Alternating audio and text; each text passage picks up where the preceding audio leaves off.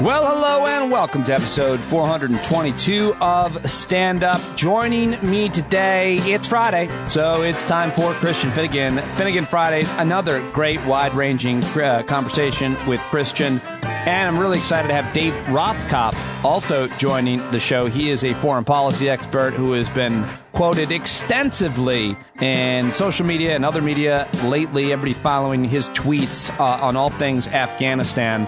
So very excited about both of my guests. Sorry that we did not have our subscriber hangout, stand-up community happy hour hangout last night.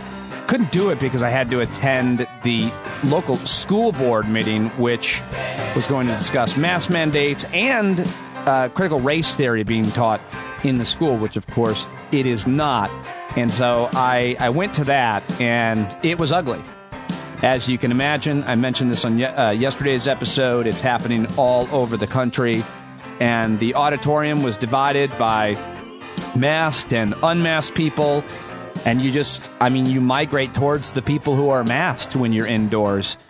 And while I think personally that it is highly unlikely that I was going to get any kind of virus in this auditorium, I still wore my mask because I wanted to make other people kind of feel comfortable. But there's still a part of me that does worry a little bit. Maybe I don't need to be worried, but as long as I'm inside, and I guess I get a little concerned with so many people, especially those who are unmasked and maybe unvaccinated. I think if I was with my people and everybody was vaccinated and we were inside, I wouldn't be at all worried. But this is a lot of people in an auditorium, and so I wore the mask.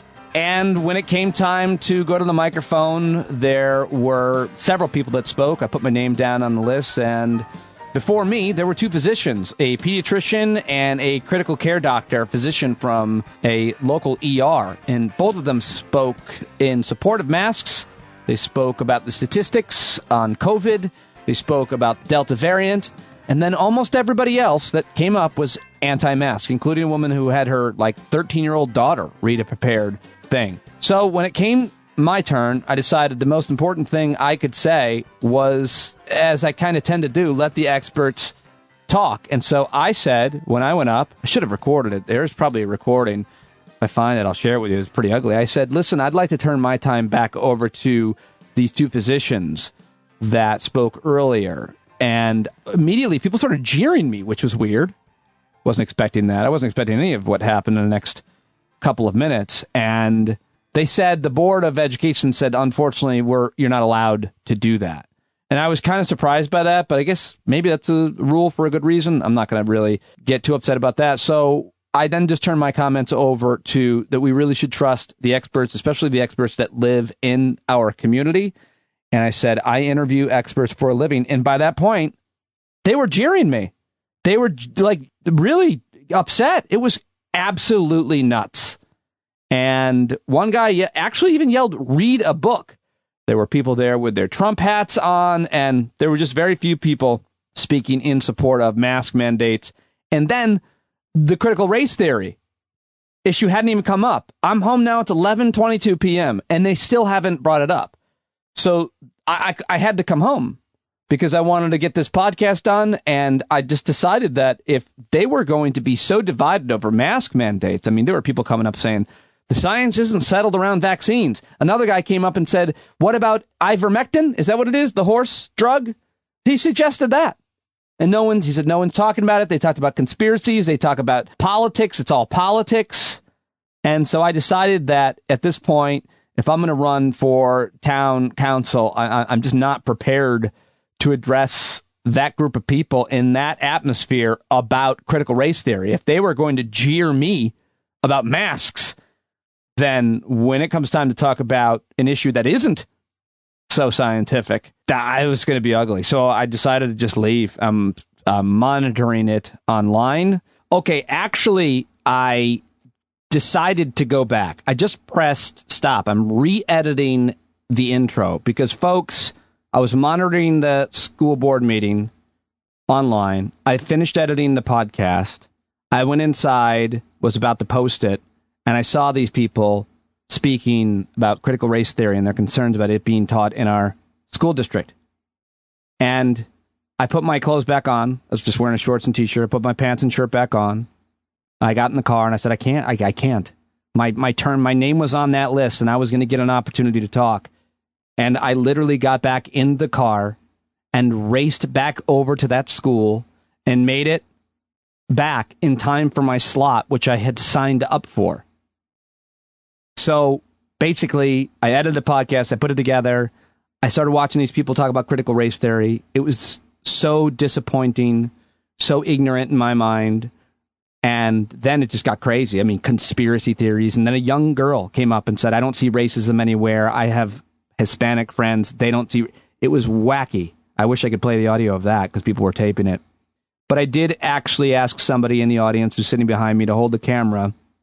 And so I do have video and audio. It's not perfect. And I have never been less eloquent in my life. And as I mentioned earlier, I got shouted down the first time I went up, and I had regrets or concerns about going back. But I couldn't watch these people say these things in the community that I lived in after everything that I've studied and talked about and learned about throughout my life and my career. And so I went back. This is all true. And I made it back just in time, and they called my name. And like I said, it wasn't that eloquent, but here's how I spent my 3 minutes in front of the microphone and Board of Education on Thursday night. And I should just say again, the concern was that not only are they teaching critical race theory, but people were ranting and raving about diversity and inclusion. They didn't want that to be taught. They were pretty open and honest about it. I was shocked by some of the things that I heard folks saying, and so that's why I said it the way I said it. I didn't have a speech. Everybody else had their notes planned, and so I wish I would have thought of something or, some great quote. But here is me addressing the Board of Education in Clarkstown, New York. Trying desperately to be the change that I want to see. I'm not sure if it makes any impact, but, well, here it is. All right, the next person is Pete Dominic. That's me. Hi. Earlier when I came up to speak, I got shouted down. I would appreciate it if that nobody spoke while I spoke.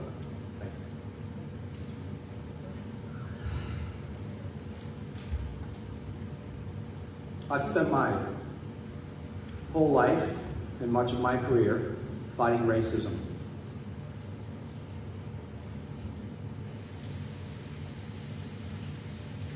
I think much of what we've heard here this evening is further proof that we still have a lot of learning to do in this community, not the country, this community. Now is the most important time of your entire lives for you to support diversity and inclusion. If as board members, you decide not to support educating this community on the importance of diversity and inclusion, maybe no one will remember. I'll remember. My daughters who are going into 8th and 11th grade in these schools, they'll remember. This country's being torn apart. This community is being torn apart. We have to find a way to communicate and to listen to each other. I spent my whole career listening. That's what I do, I listen. I ask people questions and I listen. And I would be more than happy to moderate a conversation in this community about this issue. I will talk to any one of you. I will listen to you. Sir, you are not my enemy. You are my neighbor. Excuse me? If you could just direct your comments to the board, please. We have a serious virus in this community. I've lived here since 2007. I love this community. I love these people. I love the neighbors. I love my daughters and their friends. I love being here. I drive probably some of these kids' homes, these folks' homes, their kids' homes at night, on Saturday nights, Friday nights, all summer long, going to all these parties that all these kids They're all together. Right now is the time in which this community, and I've talked to the teachers. I got to overhear my daughter's social studies teacher teach the history of fascism and communism. Never did he weigh in. All the students weighed in. I overheard it because it was coming out of a computer in the room next door. His name is Joseph Adamiak. He is the best social studies teacher I've ever heard, and he teaches right here in Clarkstown. I was communicating with another social studies teacher who said to me, yes, he says he's never heard of CRT. The time is up. It's not being taught in this school, but diversity and inclusion clearly needs to be. Thank you. Next person on. Yeah, I don't know if they were clapping for me or if they were cheering or what, but that was just about as nervous as I've been in front of any audience, and I performed in front of just about every audience. But when you're up there in front of your local community without a script, talking about such a divisive issue, I was nervous. But in the end, I hope I drove my point home, which was clearly CRT is not being taught, but diversity and inclusion needs to be. Yeah, I wish I could have said different things or said them differently or been more eloquent or articulate, but in the end, that's where I'm going to leave it. And I would love to know if you're doing something similar and you have a video or audio and you want to share it with me. I'd love to hear it and see it, maybe share it with my social media. So get out there and try to be the change that you want to see. Even if it does end your career for town council, which those comments might just have. I just couldn't resist. I had to go back to that school, got back in the car and go back and address that. There was like nobody saying anything in defense of diversity and inclusion.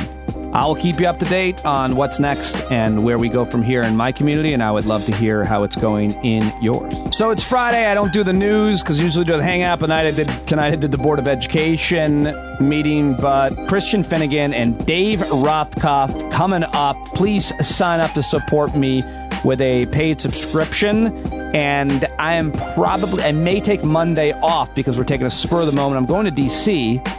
for a thing, and I'll tell you about it when it's over. And then I decided, well, maybe I should bring my daughter, maybe Ava, to look at some colleges in D.C., just, road trip. She was in. And then I told to Val, and Val said, you know what, I'm in too. And then I told Julia, our youngest, was like, hey, we're going to D.C., are you in? And she's like, listen, I have a lot of things this weekend I'm supposed to hang out with. And I'm like, so what, are you in or not? She's like, whatever. So anyway, we are going, all four of us, to D.C., and I'm just not sure if I'm going to be able to turn around a Monday episode. So I'll get more on Tuesday maybe. Anyway, that's just some housekeeping notes just to give you a heads up. It's been one of the best weeks of the podcast. I highly recommend you go back and listen to some of the interviews that you missed if you did, and tell your friends. Welcome to all the new listeners and subscribers. Can't do the show without you. Go to patreon.com right now, patreon.com/Pete Dominic, or just go to the paid subscription link in the show notes and sign up to support the podcast now. What are you waiting for? Okay, so Christian Finnegan coming up. What can I tell you about my first guest? He is the CEO of the Rothkopf Group. You try saying his name, Rothkopf. He's the host of Deep State Radio podcast, author, most recently of Traitor, the history of betraying America from Benedict Arnold to Donald Trump. And he's a contributing columnist to The Daily Beast, member of the board of contributors of USA Today, author of hundreds of articles on international and national security and political themes for all the biggest news outlets in the world. He also worked in government. He's a professor at Columbia and Georgetown. He's a big effing deal, and he's been very outspoken on issues regarding the chaos of the Afghan pullout, or whatever you want to call it. But after 15, how many Americans lost their lives today in these two bombs? But Dave commented on that. I should just want to say that we talked the day before all those Americans died, but Dave has been pretty outspoken with his opinion about that as well, and that he hasn't changed much of his take. And he wrote about it at the Daily Beast. He wrote, "This is my effort to put today's horrific events in Kabul and the president's response into some perspective.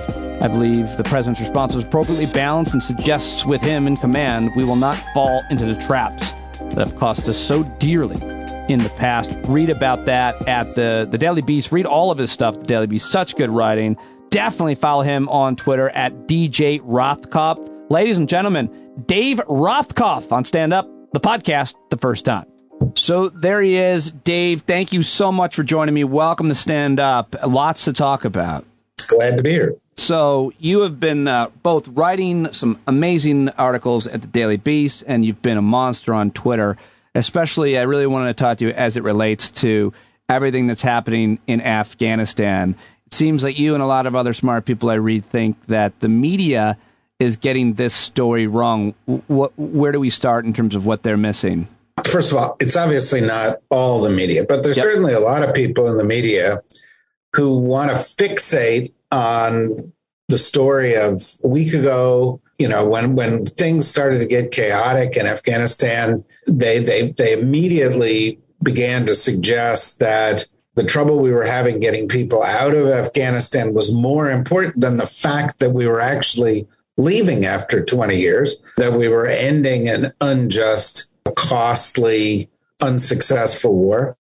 And of course, that's not true. And now, a week later, that the U.S. government has actually gotten, I don't know, around 90,000 people out via what is the biggest human airlift in history.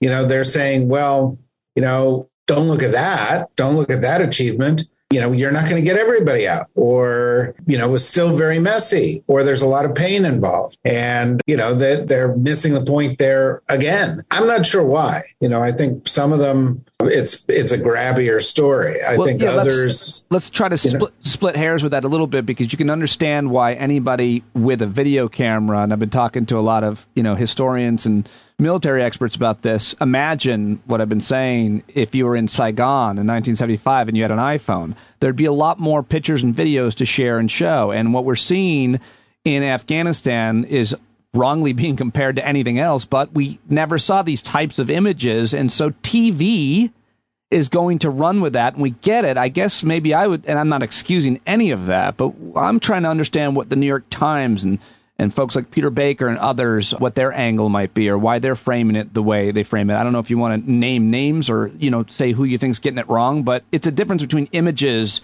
and print to some extent. It is. And I have a lot of respect for Peter Baker. I have a lot of respect for a lot of these people. Some of the problems with headline writers who try to sort of overdo it. There are some TV folks who are just, you know, they bought into the narrative from the beginning that Biden was screwing this up, and they're not going to give it up. You know, they see it now as attached to their own reputations.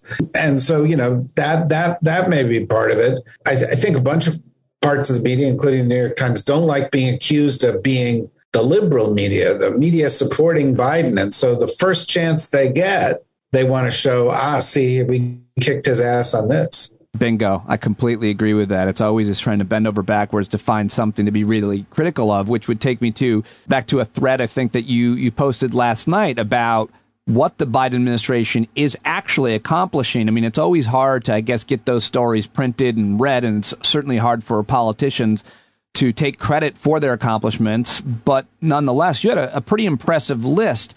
Tell me about how we might, tell me a little bit about what you think they're getting right here. Well, it's always hard to write a story, get an editor to buy into the idea of, I want to do a big sweeping story about everything the Biden administration is doing. But let's just do the list. They have this giant airlift going on right now. They've also just passed 200 million Americans having gotten the vaccine when there was no vaccine distribution program in place when they took office. They're fighting another wave of this epidemic because there are a bunch of Republican governors who are saying, don't take the medicine, don't wear a mask. There are people out there ingesting horse dewormers, and on top of that, you've got the vice president off there conducting China policy. You've got the Justice Department going after unjust police departments, trying to prosecute what happened on January 6th. Yep. Also appointing more judges than any of the preceding administrations had. And almost all of them were black women, much more diverse group than had ever been done. They had to undo everything that Trump has done. That Trump did huge damage on environmental stuff. They're undoing that. They re-entered the Paris Climate Accord. They re-entered the World Health Organization. They're the world's leader in COVID, and vaccine diplomacy, having put out something like 500, 600 million doses, or committed to doing that. I can go on and on. This is all happening at once. Now, that's what's supposed to happen in government. But, we've just been through 4 years where the main thing the president of the United States did was executive time. He was like watching TV and tweeting. It's really important to talk about the actual mistakes and have criticisms. You've been making them of this president, his campaign, and even, the handling of Afghanistan. But you're saying it sounds like it's more important to be intellectually honest and not try to bend over backwards and blow something out of proportion, given the entire context of A, the Afghan war, and B, everything that's happening right here in good old US of A with COVID and everything else that we're dealing with, the aftermath of Trump. That's what it sounds like you're clearly saying. Yeah, look, is this, was there stuff associated with this that was a mess? Yes. Should we have held on to Bagram Air Force Base and because it would help us get people out? Yes. Should we have been tougher with the Afghan government and said, no, we're not going to take your advice. We're going to start the evacuation sooner? Yes. Could we have come up with a better program to help people, get into the airports, get onto the planes, so forth, identify the people who are at risk? Yeah, we probably could have done all those things. But the reality is that the minute we started evacuating, the Afghan government would have fallen. The Afghan army would have given up. And the Trump administration shut down the ability of the Afghans to even apply for visas to get into this country because it was part of their whole desire to shut down America and not let people in, particularly brown people. And so, they're doing what can be done in the best way that it can be done. And it's really important because we've spent $3 trillion. We've spent thousands and thousands of lives. We've cost hundreds of thousands of people their lives in the region, fighting in Afghanistan, fighting in Iraq, overreacting to 9/11. And that's not to minimize what happened on 9/11. But we immediately said, we're going to go fight a war on terror, which was not the same as a Cold War with the Soviet Union that could destroy us. We overestimated the threat they posed, and it's distracted us from doing everything, investing in highways, investing in roads, investing in schools, rising to the challenge of China, embracing new technologies. And, to the credit of Biden, not only is he doing all the things I listed, but right now in front of the Congress, there's $4.5 trillion of new legislation. Right. That says, let's invest in America, not in a foreign war.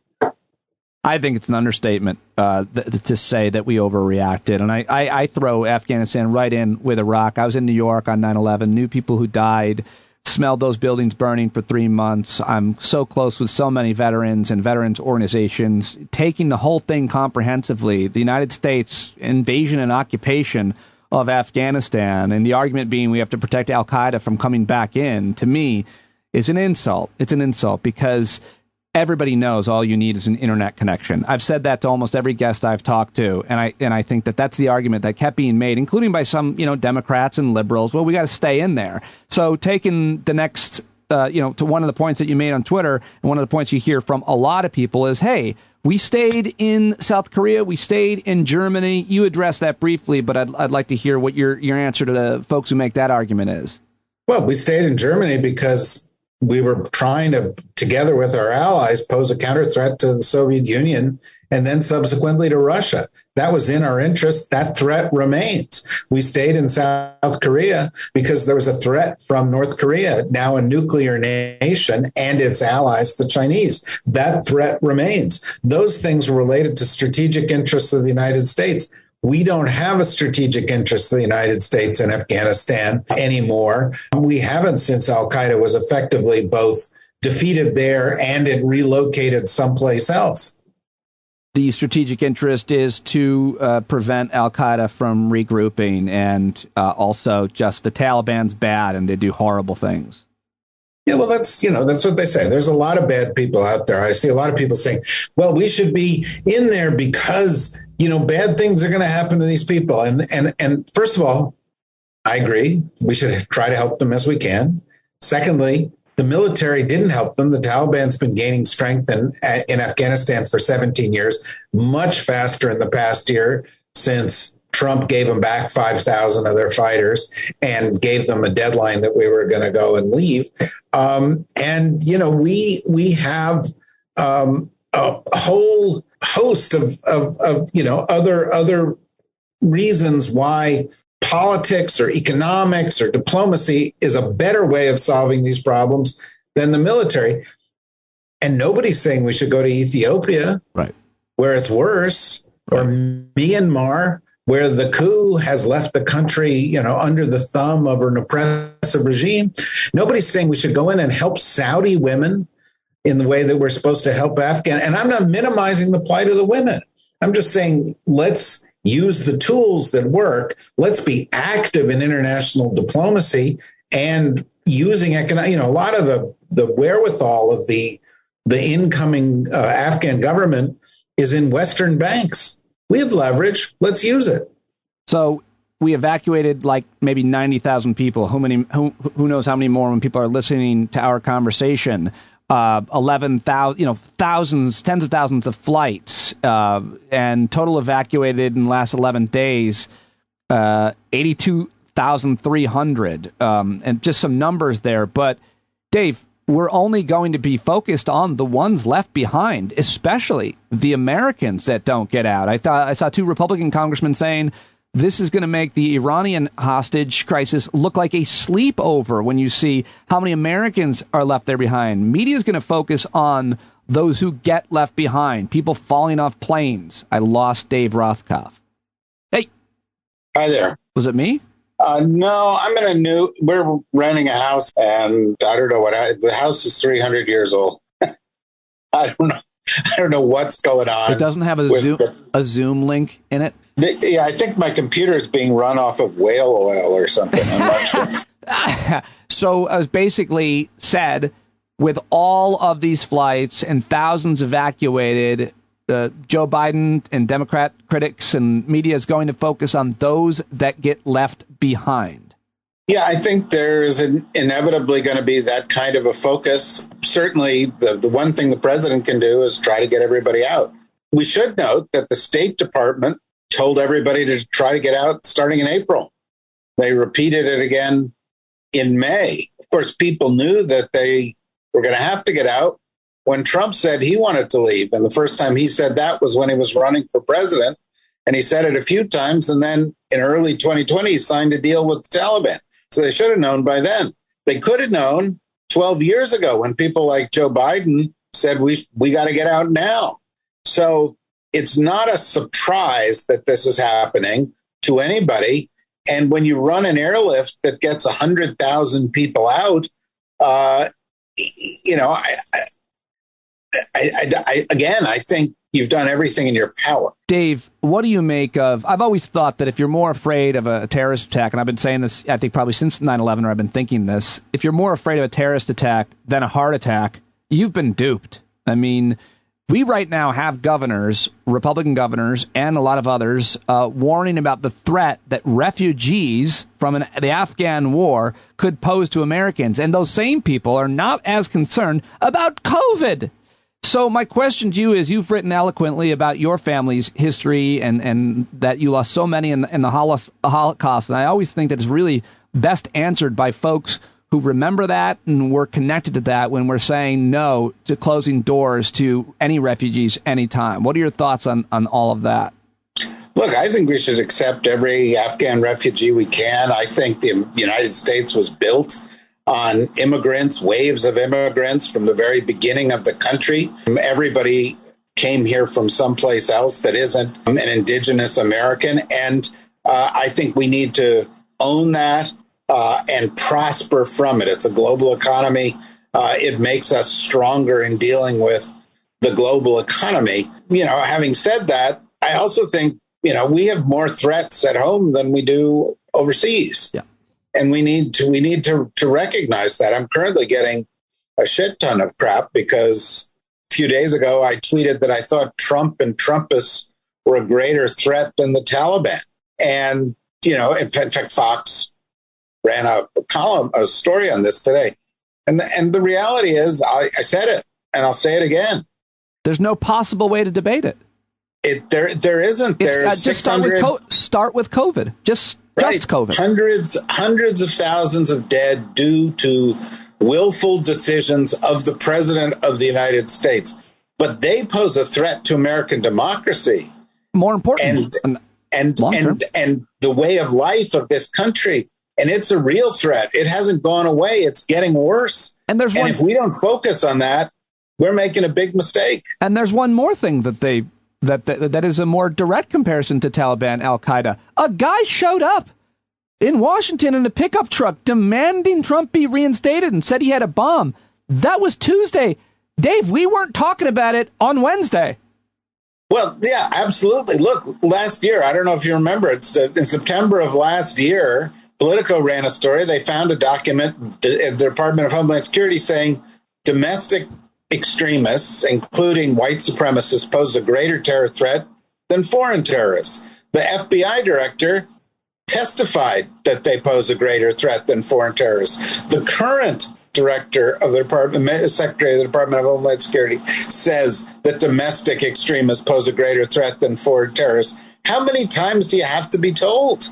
More importantly, if you just look at the statistics, if you just look at the news, there's hundreds upon hundreds of domestic terrorist attacks in this country since 9/11, and very few from foreign terrorists. And arguably, you can look at, the FBI helped a lot of those foreign terrorists, and certainly some of the domestic terrorists, too, to be able to arrest them. We could talk about that another time. Well, I guess my last question I wanted to ask you about is, you're one of the only people I saw writing about this, but as a result of the kind of the vacuum which the United States departure of Afghanistan creates, we could go all kinds of different places on that. I wanted to go with China because you wrote a piece about this for the Daily Beast. What is China's interests in Afghanistan, and how do we play that?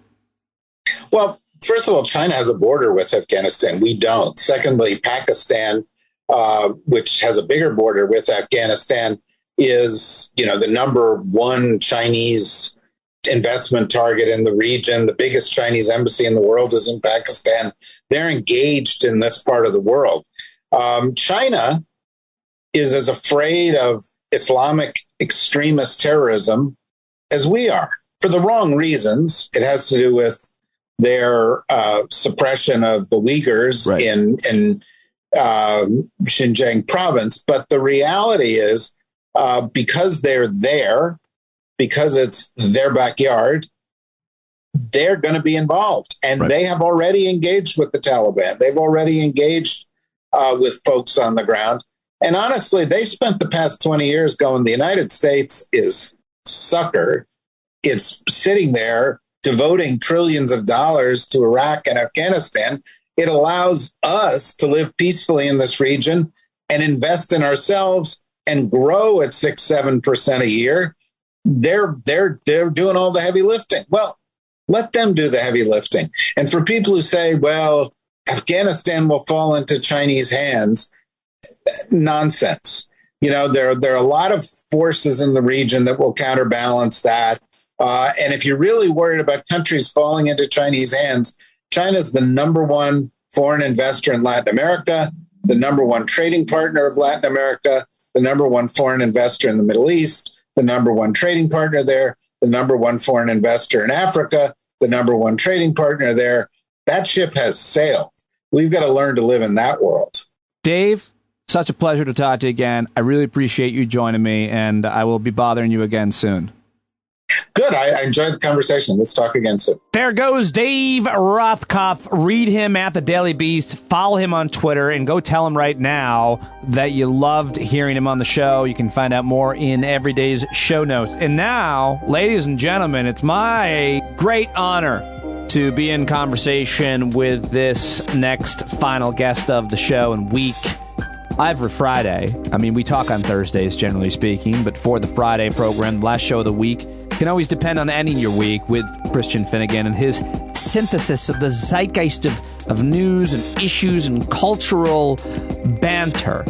I love his sense of morality, his moral compass. I love the way that he thinks things through. I love his self-deprecation, his honesty, and his dedication to consistency and integrity. Really, I love the guy. I have him and hold him in such high regard. And I know so many of you do as well. And it's just so great that I get to have a conversation with him every week. And today's was no exception. We were both in kind of a weird mood and weird place, reading news and looking back at the week and just having weird weeks. But somehow we got it together and had yet what I would say is another great conversation. He's going to be headlining in Atlantic City. You can check that out on Labor Day weekend. Go find out more details on Twitter at Christ Finnegan. His website, Christian Finnegan. Buy all of his albums. Read everything he's doing. And always support Christian. Thank you very much for listening. Here we go. Finnegan Fridays. All right. Time for a talk with Christian Finnegan. Christian, thank you for joining me here at the end of a crazy week, in many ways a frustrating and sad week of news and a lot going on between vaccines and Afghanistan, and I've got a couple other things to toss in there. What have you been thinking about with all these headlines? You were going to give me this big animated, excited intro, and then you kind of remembered the tone of our conversation before we got on the mic, and you're like, "It's time for a conversation with Christian Finnegan." Exactly.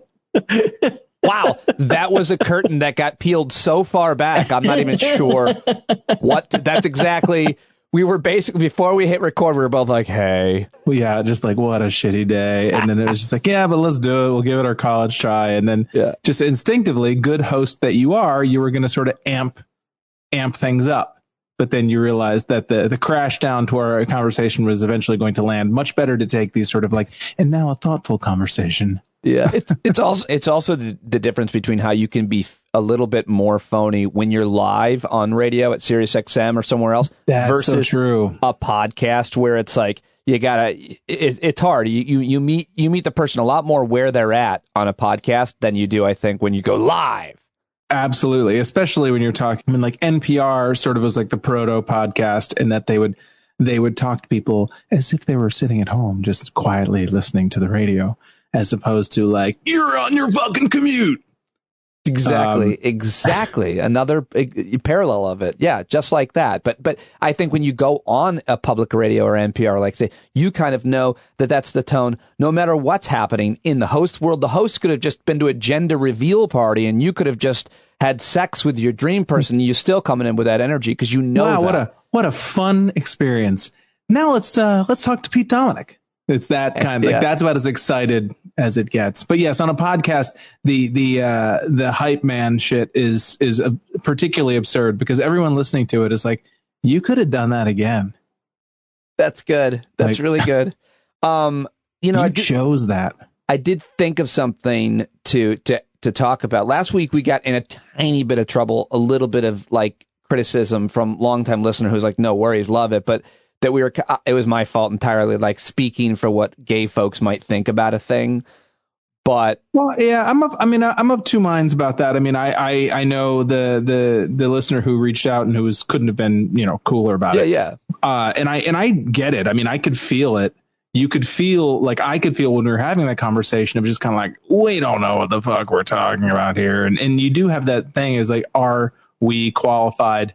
But, there's a lot of straight dudes talking to each other by themselves out in the world. And I don't know, I feel like it's not a bad thing for them to be having those conversations amongst themselves. I don't think that the only time straight dudes can talk about, civil rights for LGBTQ people can be in the presence of an LGBTQ people, or else, those conversations need to happen, period.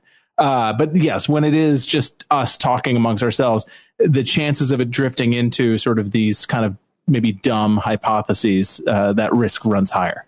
No, you make a really good point. You make a couple of really good points, but it wasn't as if we were criticized. No, that we should have these conversations. We should be having these conversations about the people that we aren't or maybe don't identify as without one of them there to help each other think them through. And I think that's a lot of what this and other podcasts are. They're recorded conversations, and I especially think people, that's why they like our conversation, because we often work through things, and you're so great at synthesizing it into words that link together to make people understand what they already feel. Yeah, well, thank you. I appreciate that. Yeah. But I mean, people should be having the conversations with them in the room. With them, I mean, with them. They should be having these conversations, period, no matter who they're in the room with. So what I want to talk with you about is black people walking up a pyramid of plastic milk cartons. Is this wow, you're just heading straight in, huh? Well, I texted the a link of guys I went to college with. It's me and 3 black guys from Syracuse, Brooklyn, and the Bronx. And so I ask them these types of questions, and sometimes they jokingly ask me questions about me explaining white people, whatever. And I said, can one of you explain why I keep seeing black people walking on milk carton pyramids? And my buddy Elliot goes, it's a good question, meat. He calls me meat. Mm-hmm. Unfortunately, I don't think we could answer the stupidity of some of our fellow folks, brown men and women. Personally, I think it's rather silly. My guess is they're reenacting the Cubert game or some kind of Minecraft. I really don't know. But I haven't seen like white people doing it yet. Maybe it's just my feed. I feel like I have. I'm sure they are. I don't know. But my suspicion is it's just, we live in a kind of unashamed copycat environment. And I don't mean that in a bad way. Copycat has a negative connotation. I mean, like TikTok culture and meme culture is, hey, that thing you've seen all those other people doing? Yeah. Here's me doing it too. You know what I mean? Right. Like the ice bucket challenge, like crap like that. It's the same thing over and over again, but the participation in the meme is as big of a deal as the meme itself. Do you know what I mean? It does seem like I absolutely do, but it does seem like in this case, in terms of the racial overtones, it does seem like usually I see like jackass like white guys doing really stupid physical things and getting hurt. It seems like a very white thing, and now it seems like for once black folks are stealing something from white people, but it's not a good thing. It's a bad idea, and just taking race out of it, I will watch all of them. I have not yet pressed stop on any of them. I just watched a guy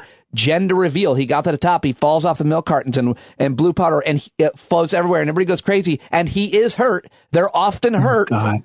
Yeah. I hadn't thought of the whole jackass. I mean, of course, I've thought of jackass, but you're right. It is to me a further sign of cultures coming together that now groups of black teenagers are injuring themselves for the most idiotic of reasons as well. It brings us all together. But I mean, I also think that, a lot of them have been like in courtyards of housing projects, and I think in those environments, milk cratons are kind of plentiful. People sit outside on them and things like that. So most, I think maybe a lot of white people just don't have 15 milk crates sitting around.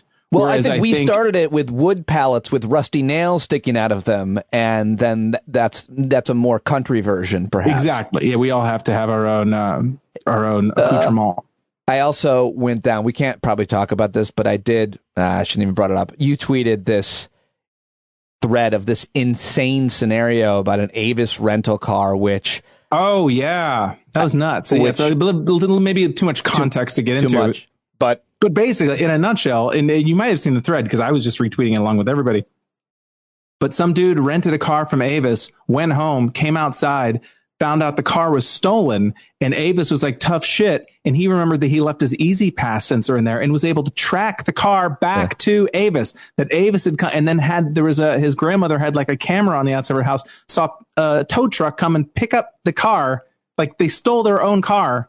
It's just nuts. You did it. You nailed it. Yeah. It's what I took away from that was nothing about that scenario other than everybody probably should just throw a camera on their porch going 24/7. I think I'm going to. I hate that that's true, but yeah, I mean, at this point. But not even because of the concerns of bad behavior, people theft or violence. Like, I want to throw them all over my shed and all over the house just to watch like nature. And just to watch the behavior of people. Often they catch, like delivery people doing thoughtful things, but I don't know. I feel like those cameras catch some of the most interesting scenarios we've seen over the last couple of years. They can be you want to talk about a time suck. Like, my wife owns a venue, and every once in a while, the bartender, the register will be X dollars short or whatever. And so my wife will sit and watch hours and hours of every fucking interaction, and beyond what is healthy or reasonable. It's like, and because she wants that answer. She wants to see that moment to be the ha ha. Had you caught like moments where there was? Not really. Yes, that'd be hard to see. There definitely was a bartender a few years ago that she saw giving away like multiple free drinks, but taking full cash for it. Like, not saying like, hey, this one's on me, but basically giving free drinks. And then when she looked at the check at the end, the bar tab was only like $13, but the dude had tipped like $30 or something like that. So clearly he was just taking all that money for the drinks instead of it's just whatever, shady shit like that. But more often than not, she finds people just like something got misplaced or somebody forgot to ring something in. More often than not, it's idiocy and lack of organizational skills than outright theft. Right. Oh my God, he's watching the surveillance cameras. Surveillance cameras, time suck. You can go down those YouTubes. So I'm actually like shaking and kind of nervous because I'm thinking about this school board meeting that I have to go to tonight, and that there are parents, crazy in my mind, parents or people in the community that are screaming about critical race theory, putting the mask issue aside for a second. And I'm wondering if there's anything that could be said. I'm reading their Facebook posts. I wish I could go in detail and share them with you and everybody, but I'm just wondering if there's anything that could be said by another white person, frankly, at these school board meetings to convince these terrified parents who are, I think, believing things that aren't really, that these things aren't wrong to be teaching in our school. I mean, they're not talking about critical race theory. They're just talking about diversity and inclusion and saying that that's racist against white people. What are your thoughts on this? It's playing out all over the country. Yeah, I mean, I wish I could tell you that I had some real genius strategy. The one thing I will caution against is thinking that you're going to convince anybody. Right. Because I don't believe that their arguments are in good faith. I think if you tell yourself a lie vehemently enough, you'll believe it. It like if I steal $10 from you, and then you get mad at me, and I say I didn't steal $10 from you, if I just flat out lie to you, and you don't believe me, I will eventually be so offended that you won't believe me, that all of a sudden I could pass a lie detector test because what I'm really angry at is you. You know what I mean? And that's a little bit of a convoluted theory, but I just know that I don't mean to filter everything through my personal experiences, but having grown up with someone who was sort of pathological, had real problems telling the truth, like in a very Trump-like way. Like, my mom was mentally ill, and one of the ways that manifested itself is that she would just say things that, she would argue with you that the sky was purple and the sea is orange. And she would be able to argue it so vehemently that I promise you she would have passed a lie detector test. And so, I mean, obviously I have a skewed view. I think a lot of times the arguments people are making are not really the arguments they're making internally. I think I've said this, I'm full of these stupid phrases that mean nothing, but I genuinely believe that people will believe what they need to believe in order to do the things that they want to do. And what they really want to do is stop talking about race in front of me. Stop telling me that I'm the bad guy. These people should know their place, that I work with black people. I don't use the N-word. That's good enough.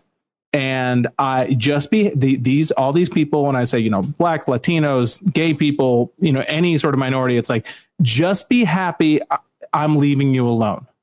And anytime you make me feel like I still have work to do, I just want to shut down the conversation. And so I think that finding something like critical race theory as sort of a banner to wave, is just an umbrella term that they then can use to push back on anything that implies that maybe they're structurally advantaged. I'm babbling a little bit, but no, you're not.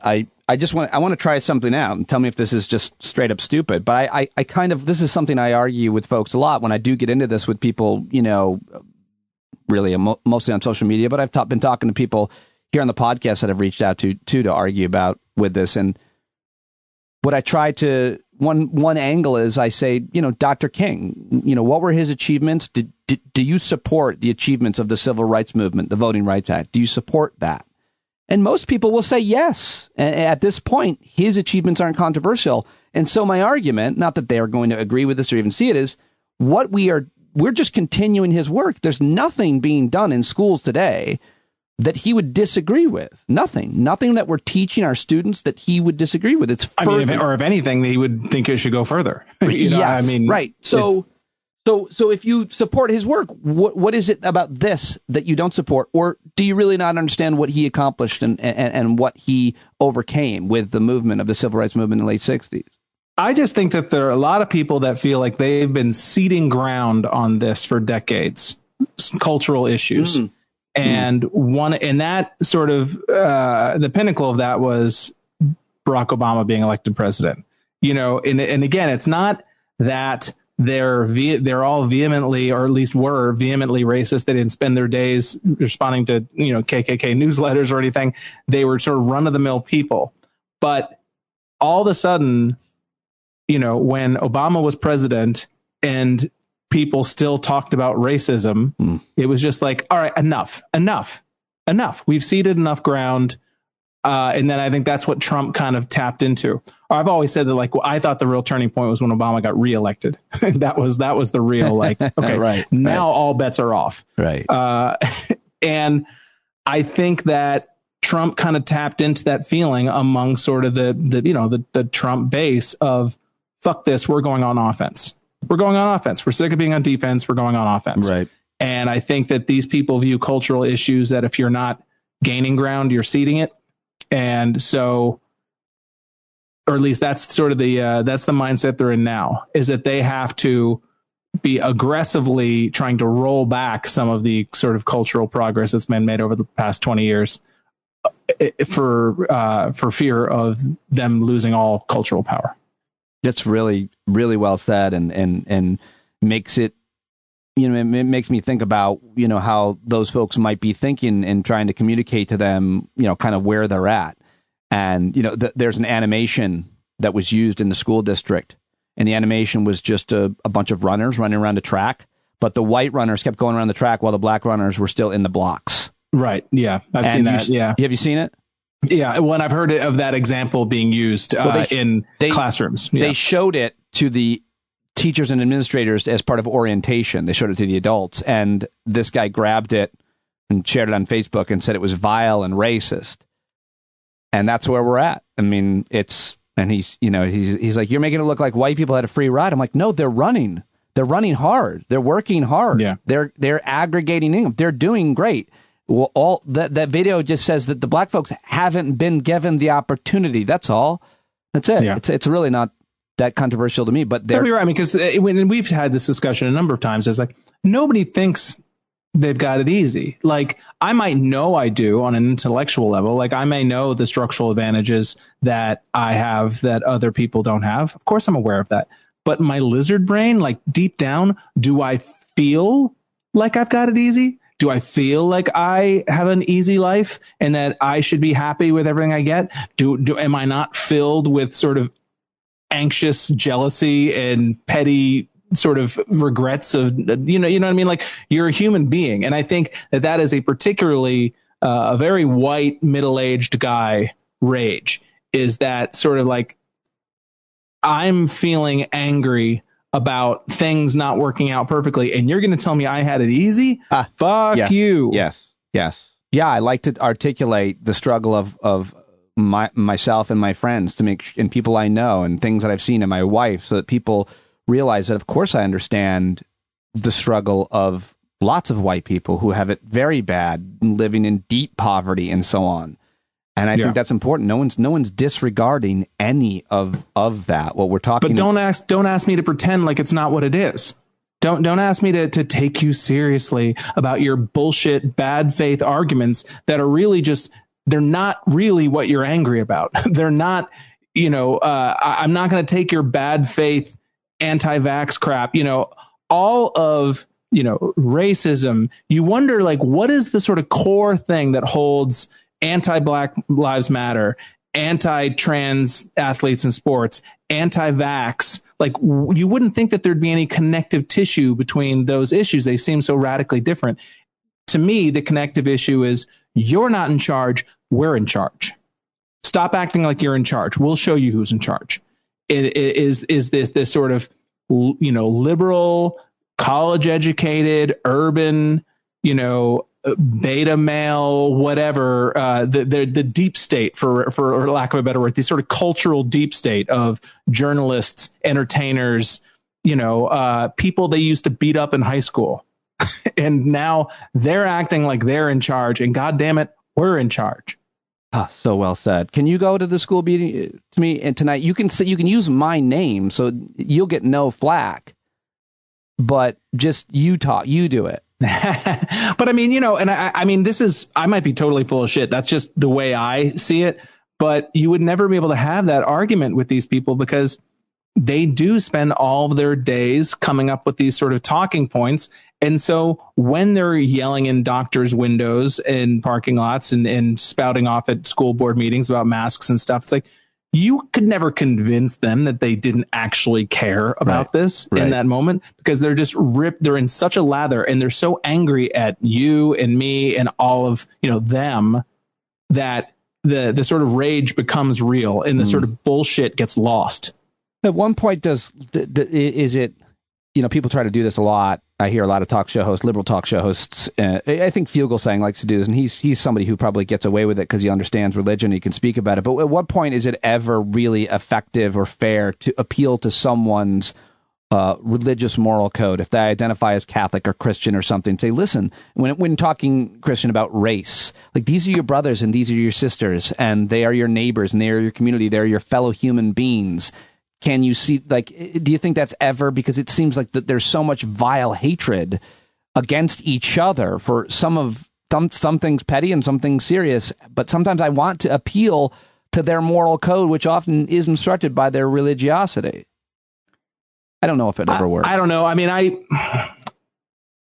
I feel like there is a different form of Christianity that is performed, for lack of a better word, by a chunk of, the sort of evangelical community, is that, that prosperity Bible thing, that to them, being a Christian is being a winner. Being a Christian is being powerful. Being a Christian is deifying the Lord as a way of sort of deifying yourself. Do you know what I mean? That it's like, because your worship of God releases you of any responsibility to your fellow man. It's like, I don't have to give a shit about any of you because I love God. And that is sort of a fig leaf to get me through in any other moral situation in my life. I think I've said this before, but I grew up Catholic, and obviously the Catholic Church has many problems. It is a toxic force for the world, I think, at the end of the day.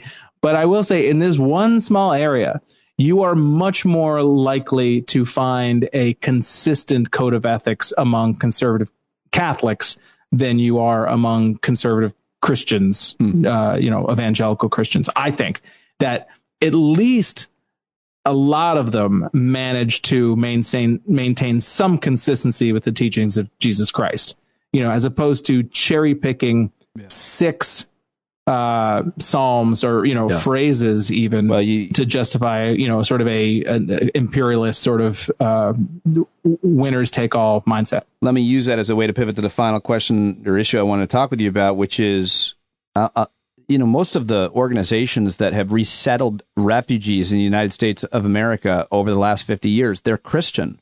They're Christian organizations. They resettle refugees overwhelmingly, as what is my understanding.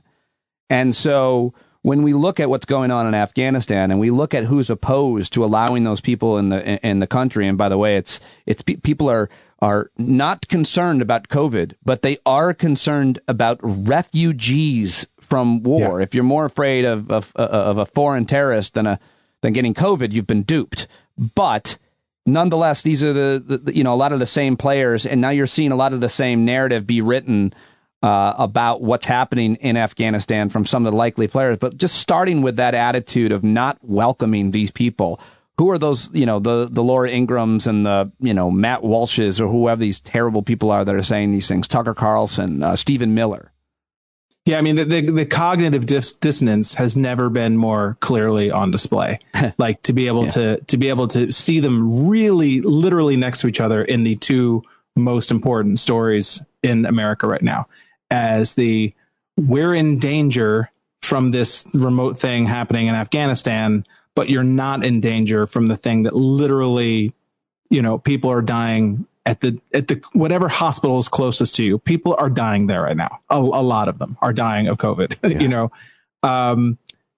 and it is a tribute in a negative way to just how through the looking glass they are, that they don't just gag with embarrassment at how hypocritical it is. I mean, it shows you, it should prove to anyone who ever had any doubt that it is really not about doing right. It is about gaining power, and whatever angle needs to be taken to sort of counter. I mean, you're seeing that, and this is one of the reasons I was so depressed before and I don't want to diminish the tragedy that is going on, not just with the soldiers and the civilians who were killed today in the two bombs, but also, all the people that are going to, have to live under the Taliban who might otherwise have wanted to get out. Not everybody probably who wants to get out will. I don't want to diminish that by just talking about the politics of it, but I felt like today, the politics had started to turn a little bit on this in the past couple of days as sort of the refugee evacuation was going better and things like that. And this bombing is just going to be so demagogued. I'm nauseated thinking about what the next few months of sort of the Chuck Todds of the world, like the sort of bullshit, bad faith arguments that they're going to be entertaining. Oh, but the thing that I mentioned that made me think of this is that to Democrats, credit or blame, Democrats are way more likely to come out in good faith opposition to Biden than you will ever see anyone come out against any Republican president, whether it be George W. Bush or Trump or whomever. Yeah. And because at the end of the day, I really think that, of course, Democrats are partisan, but they're partisan because at least a lot of them are trying to, perform public service. So that means if they politically make bad mistakes, so be it. I don't like the word partisan. I know exactly what you're saying. And partisan, I always feel like means you'll go along no matter what the party argument is, as opposed to principled, which is, listen, I'm principled, and whether or not other Democrats agree with this, I draw the line here. And if you're anti-LGBT, I don't care who you are, I'm against you if you're a Democrat as well. And what you're saying, talking about these, critics, Democratic critics of Biden, is that what you're talking about? Yeah. Or, and even some, I think that at the end of I think that there are certainly good faith arguments to be made against the way this has gone down. I don't think you have to be, some bullshit clown, Josh Hawley type to have a problem with how this has functioned. But even on the Republican side, I disagree with them, most of the arguments, but I know that those aren't going to be the arguments that really set the tone of the conversation. It's going to be bullshit from people who should be laughed out of town. Yeah. The fact that the Karl Roves of the world have, bubbled up to the fucking surface and that they actually can get a phone call returned is just insane. Yeah. John Bolton. Yeah. Yeah. Yeah. I'll just say about Afghanistan, what's happened today with the, 15 war is, this war is horrific. It's been horrific. I think you were the one who tweeted, I think Adam Johnson, who aggregated, or somebody did, the amount of coverage that American media has given Afghanistan over the past year, which is like 7 minutes. 24 minutes versus, the last few days. And there's, to some extent, you can understand why that is. but this entire occupation has always been terrible. We've been losing forever if you followed it closely and read the Afghan leaks and knew what was really going on there. And this is exactly what losing a war looks like. This is what it looks like. Yeah. It's fucking awful, and we lost it, and Americans should feel the pain and regret and resentment of leaving these people hanging high and dry and losing more Americans to promises completely broken. Yes, absolutely. And, you know, if you have your finger in the dike, it's going to seem pretty calm to people living downstream who don't even live near the dike, don't even see it. But eventually, if you're spending 300 million or 30 million a day or whatever the number is that we're spending on average in Afghanistan, at a certain point, be like, you know, we really need to pull our finger out of the dike. And it's going to be ugly. There's water's going to get everywhere for a little bit, but greater good. Everybody's been saying we need to do it. I'm going to be the guy to do it. And to me, one of the undeniable failures of how the Biden administration has handled this is that they could have prepared people for this better. That I'm sure that there's probably some speech where he talked about how dangerous it was, but I really feel like somebody could have gone on camera and been like, we're going to be leaving Afghanistan soon. It's not going to go perfectly. He could have prepared the public better. Yes. That's, I mean, like there could have been just like, get ready for it. Get ready for it. Because it's going to be chaotic. It's going to be a bunch of people trying to escape an arena that's on fire. Yes. And I'm sure they technically said that, like Jen Psaki probably said that in sort of press briefings, but I feel like there could have been a speech to the nation ahead of, you know, the August 31st deadline. Just be like, here's what's going to happen now. This is going to be a mess. And I wish that they had done that. I just got a few messages from folks listening saying they would love to hear you say the word dike 4 to 7 more times. Dike, it's just so you can cut it out and then chop it into like, I don't like dike, like that kind of. Yeah, but you'll still defend it. Like I wasn't referring to people. I was referring to a wall that holds up water, the classical containment apparati. What do you think the headlines are going to, you know, I did want to get you to say what you were leading to, and maybe you touched on it, but you can see the headlines being written about. Oh, yeah. Well, because first of all, like if you didn't know how pro-war the media was, I mean, the last 2 weeks should be really fucking clarifying to you. And again, this is all before, like what happened today, you know, that you have to cover that. That's the biggest story in the country. It has to be covered. I'm not saying they shouldn't cover it. But I'm saying the slant that like Andrea Mitchell and Chuck Todd, like just letting these people come out and just make these bold-faced claims and no matter what they say, what they're really arguing for is we shouldn't have left Afghanistan. They can make that bullshit claim like, oh, well, you know, you can have wanted to leave, but you want to do it differently. Some people are making that argument. The sort of Andrea Mitchells of the world are not making that argument. She's basically saying we shouldn't have left. Yep. And I think that, and a lot of the people who are on the ground, the Richard Engels of the world, I totally understand why they would be outraged and just flummoxed because they know these people personally. And it's like you said, this is what losing a war looks like. It's awful. It's awful. It's awful. And so I don't, you know, people who are on the ground in Afghanistan, they have personal connections of people who are trying to get out. I kind of forgive them their hyperbole. But man, oh man, just watching over the last couple of weeks. And I think that a lot of the media, it's like they've kind of been looking for an excuse to go after Biden because they spent 4 years in their minds going after Trump, and they want to prove their centrist bona fides or their nonpartisan bona fides to the world, and so they're gonna go to town. That's exactly what Dave Rothkopf said on this episode just before you. I couldn't agree more with you. That dude's if you've already talked to that dude, you don't hear nothing I have to say because I think I pretty much take most of my opinions on this stuff from reading his threads. And so, I mean, I would only add one thing, which is I've seen, who is it covering this, Judd Legum. A lot of these people that are going on cable news are actually financially benefiting from the war. They work at think tanks or at companies that are actively involved in Afghanistan. They have a personal financial stake in perpetuating the war, and that's not disclosed when they come on. And that is journalistic malpractice.